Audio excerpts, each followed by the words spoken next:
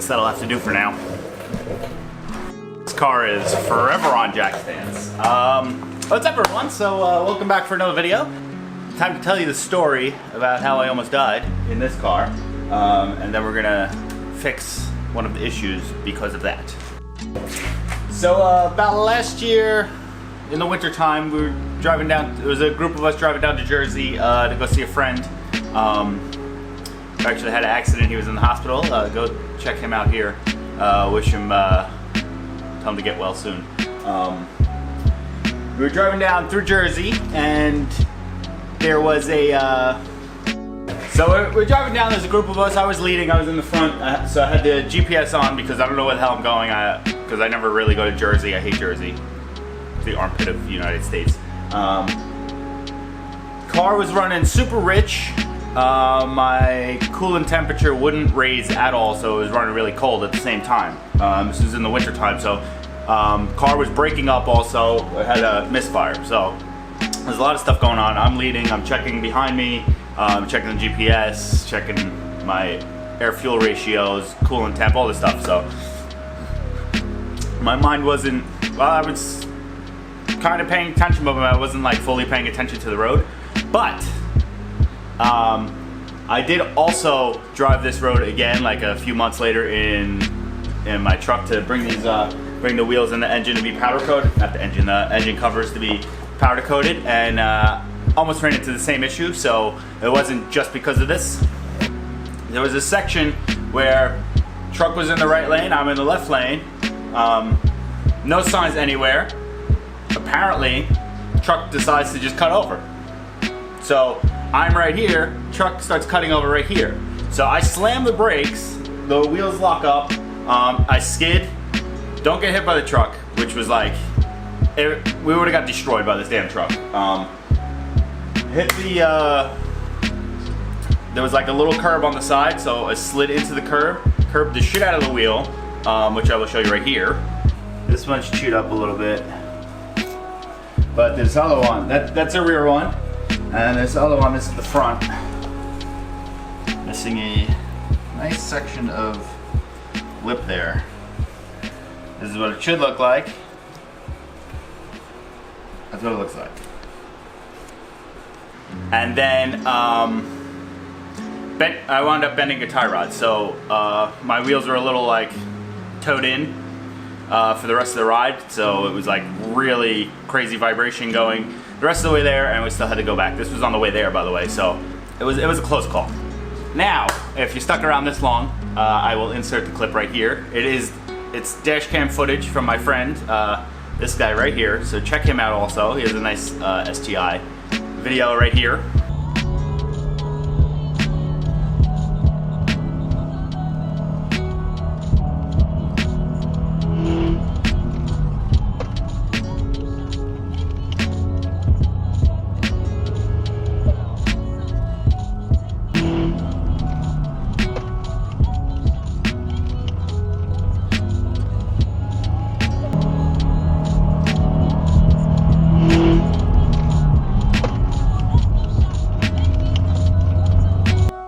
It's kind of hard to tell in that video, but what you do see is a lot of tire smoke. Like I said, I locked up the tires because there's no ABS in this car. Narrowly avoided hitting this truck, and we are safe. We are alive. This road, apparently it's a merge, but the second time I went past there, no sign that mentioned anything about a merge, and then eventually just the middle line, the dotted white line, just like disappeared, and truck swoop, right over. So very blessed that we didn't die. So if you enjoyed that video of me almost dying, give me a thumbs up. And now what we have here, I didn't bother fixing it earlier because then I wound up building the engine, so it wasn't a big deal to me. So at the time, so now that I'm going to start driving it, now we're going to fix it. So what we got is Moog. This is a OEM replacement. They're slightly better than OEM. They're supposed to be. So we're going to try to bang this out. The driver's side one is the one that's messed up, but I'm just going to change both because it's this car is 23 years old, and I'm pretty sure the bushings have never been changed. So new tie rod ends, the outers, bushings and stuff. So Gonna check this out, take the wheels off, and get a closer look.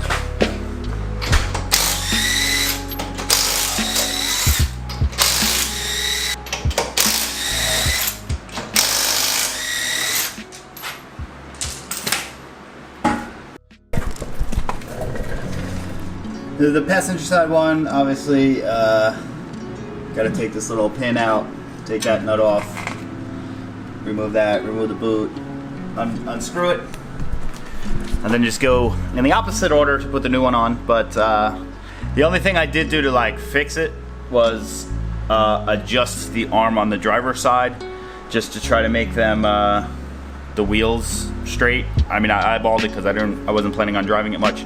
After you change these tie rods, you're definitely going to want to get an alignment. So I'm going to try to change this one out quick, and then I'll show you guys how to do the other one, I guess.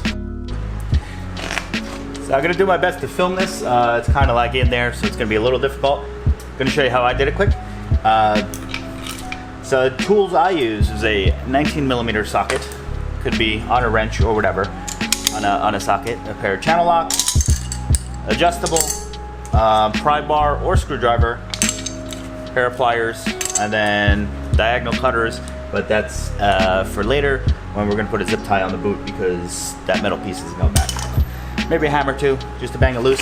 First thing we're going to do is take off the little clamps holding it on. There's a piece of metal back here, like a metal ring holding it in. So we're going to try to take this off. Alright, so the little metal thingy's off. We're going to take off this little like lock ring hose clamp type deal. That, pull the boot back.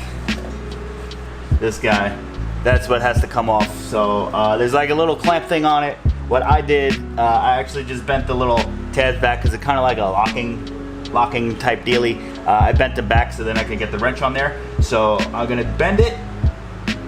That's where the pry bar kind of came in, because you could get a little more leverage that with a hammer or a screwdriver, pliers, whatever you want to use.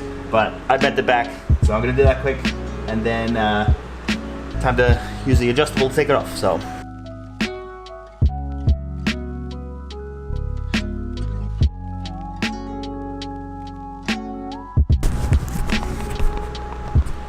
Now that you have that off, you could either take off the part from kind of at your knuckle, or you can take that off first. I'm going to take that off first just because.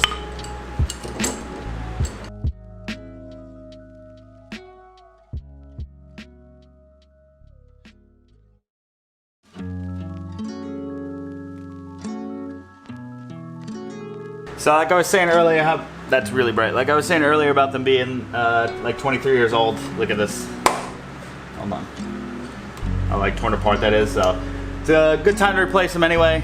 Really bright again. Just a little locking pin through here. Got to remove that. 19mm. Take that off. You might need to bang it with the hammer to get it out, and then we'll move along from there.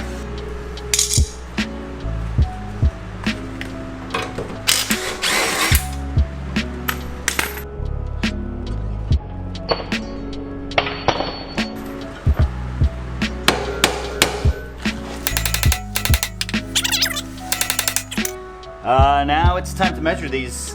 We'll take a measurement from, try to center it as much as possible. Take a measurement from here to here, just so we can get it somewhat close.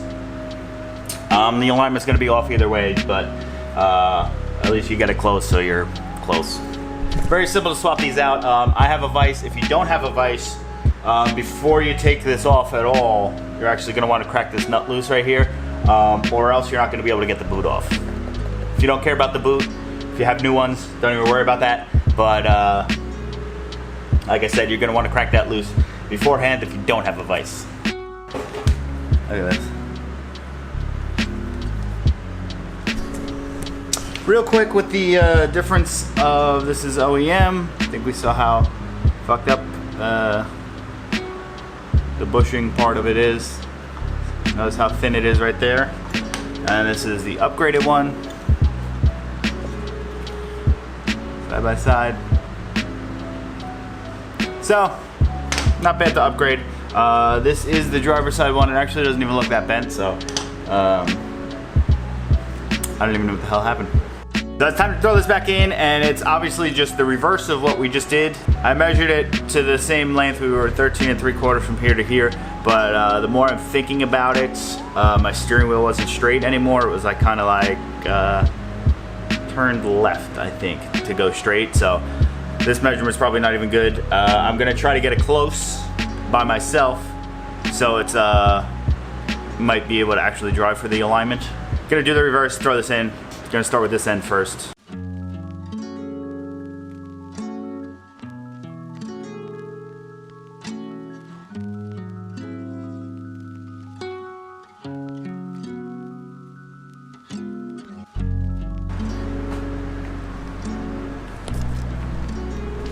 Alright, so I tried to make my own little alignment tool. I have, according to this, I need a second set of hands to hold it to make it to work a little bit better. The car could probably be on the floor for it too, but I didn't tighten the nuts on the toe on the rods yet because I might mess with it a little bit more. But according to it, I have about a ½ inch of toe in, which is way too much. But the weird thing is, it doesn't look like it. Like looking at it, it doesn't look like it. But whatever. I hope you enjoyed the story of how I almost died in this car that one time. Here's the clip again.